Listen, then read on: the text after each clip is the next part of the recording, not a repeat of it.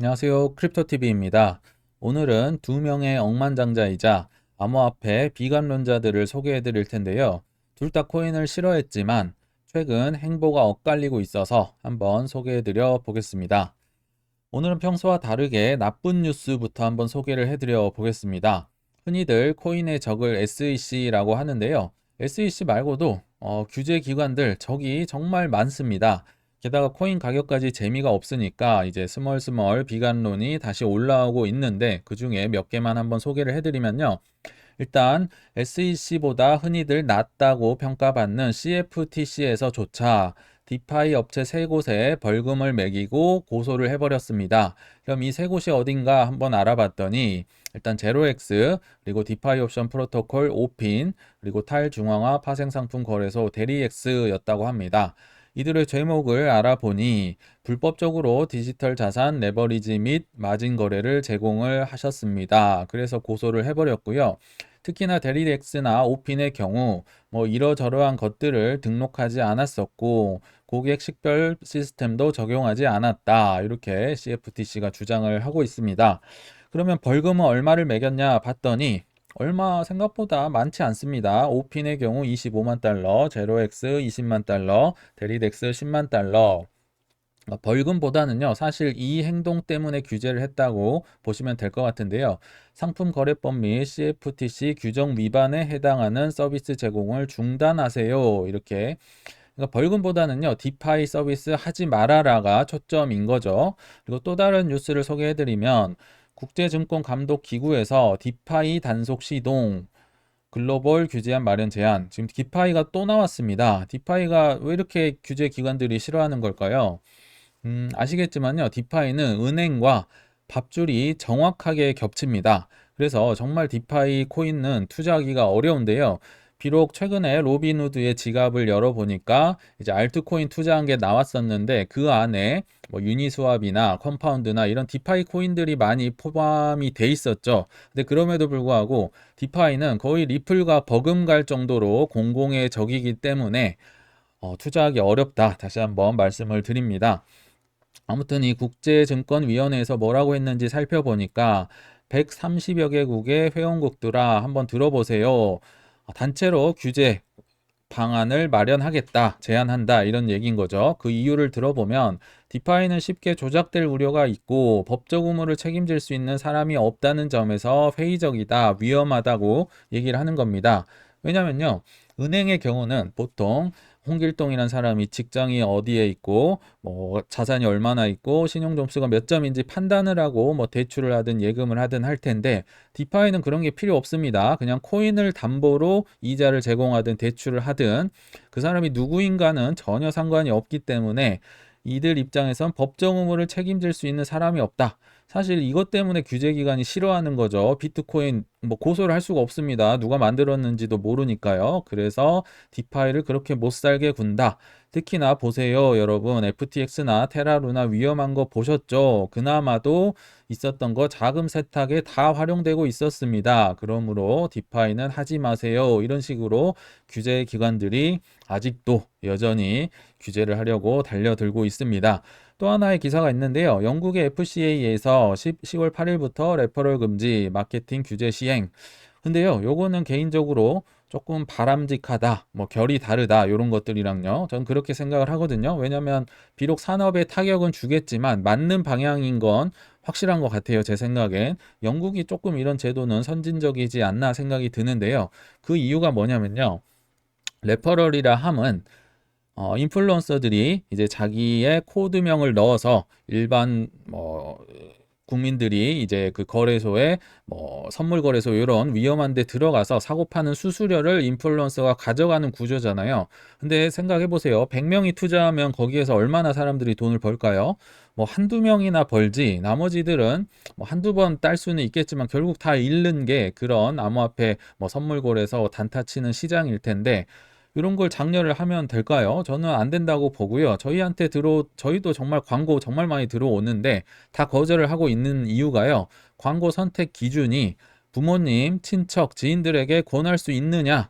권할 수 없으면 하면 안 되는 거죠. 뻔히 보이는데요. 그래서 이런 방향은 개인적으로는 맞다. 정확하다 이렇게 생각은 합니다.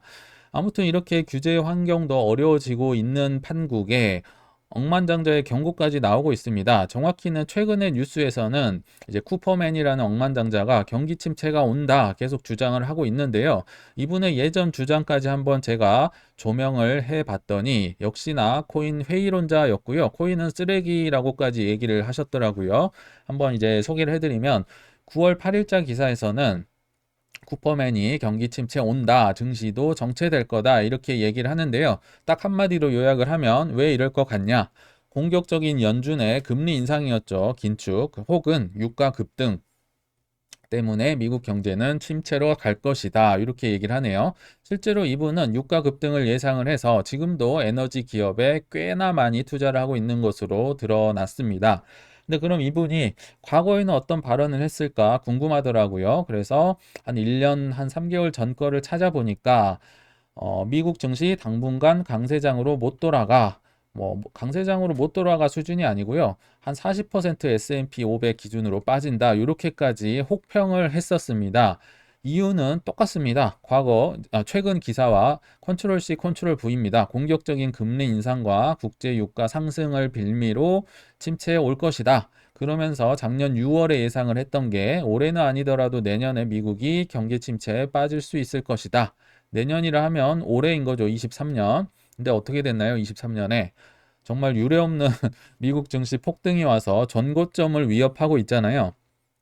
그러니까 억만장자도 많이 틀릴 수 있다. 다시 한번 알 수가 있겠죠. 근데 그러면서도 이제 제가 주목했던 게 가상화폐 얘기를 했더라고요. 가상화폐, NFT, 스펙과 같은 투기성 자산은 쓰레기다라고 생각한다. 혹평을 하는 거죠. 이런 거 절대 하면 안 된다고 얘기를 하는 건데요. 그러면 우리의 뭐 적이라고 생각이 될 수는 있겠지만 저는 일리가 있는 주장입니다. 왜냐? 이분은 억만장자입니다. 우리와 다르게 어마어마한 돈을 가지고 있는데 그리고 나이도 어느 정도 있을 텐데 이분이 굳이 아까 보셨죠? 모든 규제기관의 적인 코인에 투자를 하실까요? 본인 같으면? 만약 제가 억만장자라도 코인 투자 안 할 겁니다. 왜냐하면 굳이 위험한데 투자를 해서 돈 날릴 이유가 없죠. 마음고생하면서. 근데 이분의 경우는 그래서 뭐 나쁜 게 아니다. 자연스러운 현상이다. 이렇게 보셔도 좀 좋을 것 같은데요. 그럼에도 불구하고, 그러니까 이분이 특이한 거죠, 사실. 다른 억만장자이자 코인 비관론자가 있었습니다. 제2의 버핏이라고 불리는 분인데요. 뭐 세스 클라먼이라는 분입니다. 워런 버핏의 후계자, 뭐 가치 투자자로 그러니까 유명하겠죠. 근데 이분이요. 사실 이 기사의 주인공은 아마존이었습니다. 다시 편입했다. 이게 일단 최근에 9월 7일의 기사였는데 왜 이게 주목이 받았냐? 가치 투자자라 하면 싸게 사야서 오래 기다리는 거잖아요. 근데 아마존은요, PER, 주가 수익 비율이 100배가 넘어요.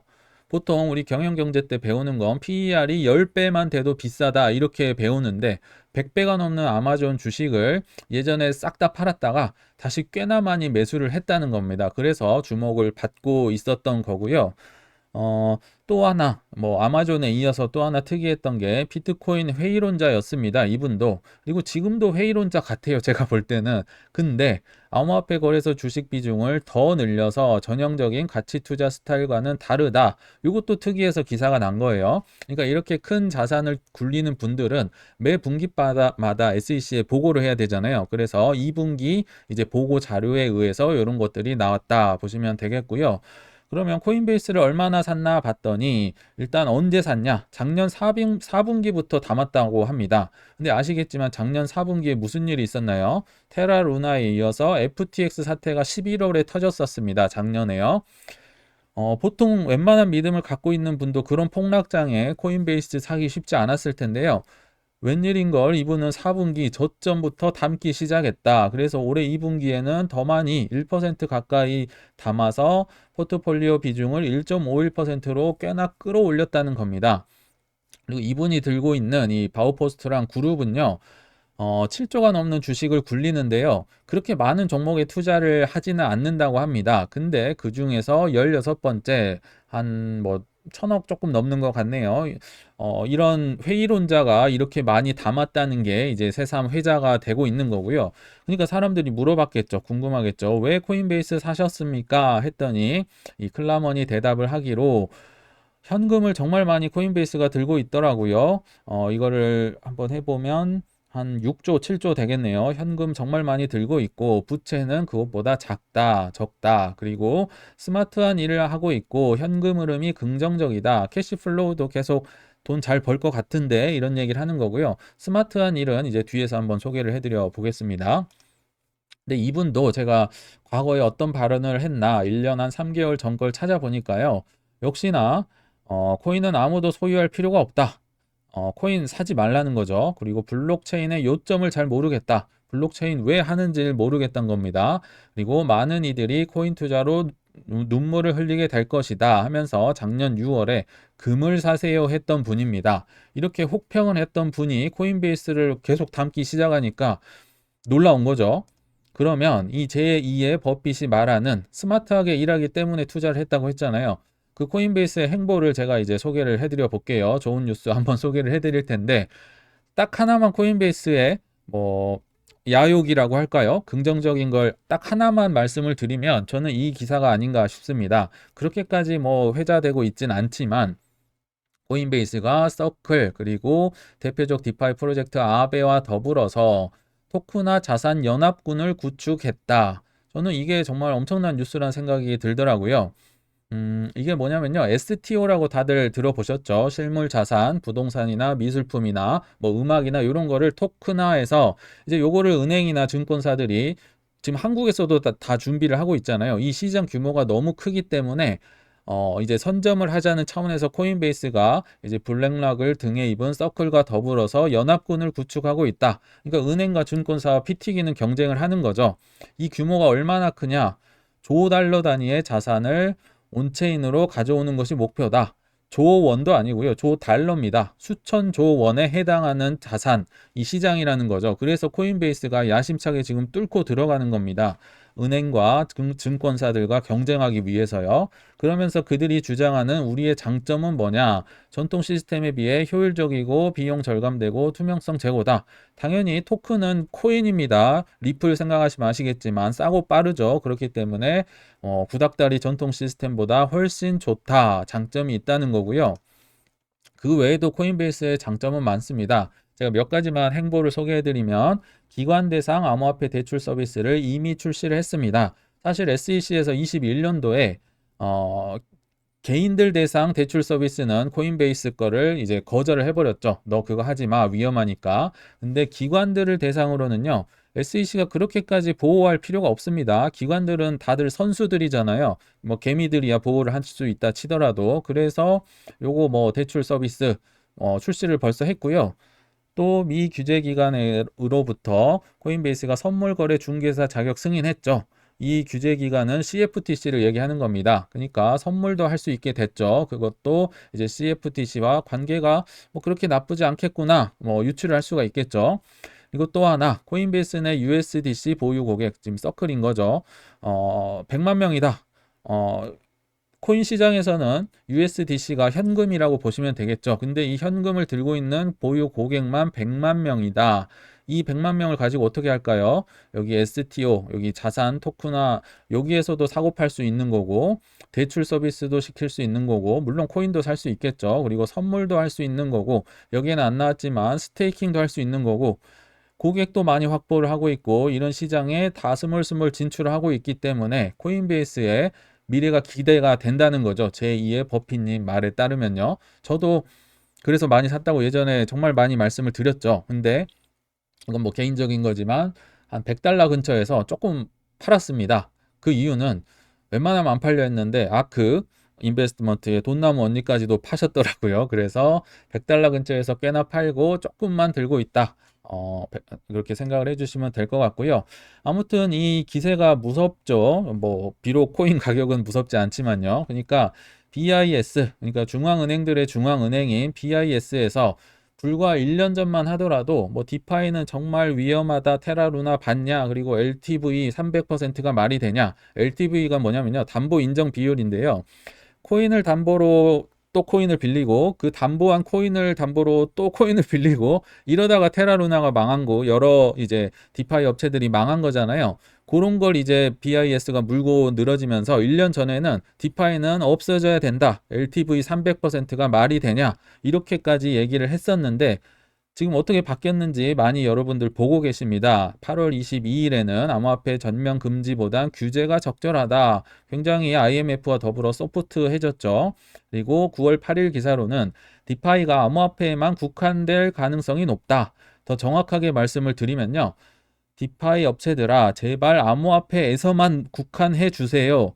무슨 얘기냐? 실물 자산 아까 여기 보셨죠? 이 수조 달러에 해당되는 이 실물 자산으로 제발 넘어오지 마세요. 그냥 코인에서만 놓으세요. 디파이를 가지고요. 지금 이런 얘기를 하는 겁니다. 어찌 보면 이제 경계를 좀 BIS가 갈라치기를 하면서 이 시장이 워낙 크기 때문에 은행들, 증권사들 다 여기서 먹고 살아야 되는 거잖아요. 그래서 코인베이스 너 넘어오지 마. 안 넘어왔으면 좋겠어 하면서 보고서를 내서 지금 얘기를 하고 있다고 보시면 될 것 같습니다. 이제 결론에 왔네요. 그래서 일단 저는 월가의 베테랑 투자자 2명의 생각과 행동을 일단 소개를 해드렸었는데요. 정답은 일단 없죠. 그러나 두 분 모두 일리가 있고 소신 있는 발언을 꾸준히 하고 계십니다. 향후에 이 선택에 대한 결과는 이 본인들이 잘 받아들여야겠지만요. 여러분들께서도 흔들리지 않는 소신 있는 판단으로 꼭 성공 투자하셨으면 좋겠습니다. 시청 감사합니다.